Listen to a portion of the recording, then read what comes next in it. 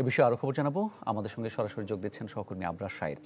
আবরার, পোষ্য কোটা বাতিল দাবিতে একদল শিক্ষার্থী আমরণ অনশন করছে, এর মাঝে নির্বাচনী প্রচারণা কেমন দেখছেন?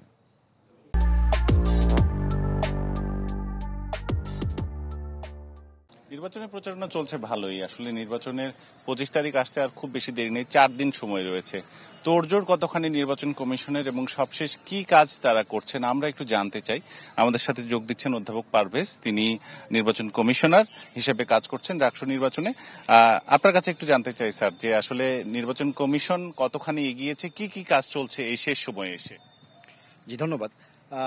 আপনি যদি বলেন একটি নির্বাচনের মোট 3টি পর্ব আমরা ভাগ করতে পারি। প্রথমত হচ্ছে যে ভোট গ্রহণের আগে, ভোট গ্রহণ পূর্ব পর্যন্ত একটি সময়কাল, ভোট গ্রহণ এবং ভোট গ্রহণ পরবর্তী যে কাজটি, ফলাফল গণনা এবং ফলাফল প্রকাশ।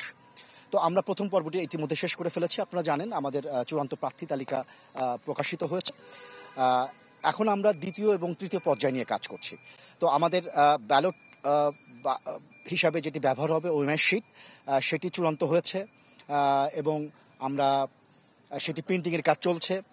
ব্যালট বাক্স, যেটি ছাত্রদের একটা দাবির জায়গা ছিল যে স্বচ্ছ করতে হবে, তো সেটি আমরা প্রায় চূড়ান্ত পর্যায়ে আছে। আমরা ডেলিভারিটা পাবো আশা করছি আজকে অথবা আগামীকালে আমরা সেই ডেলিভারি পাবো পরিপূর্ণ সেট।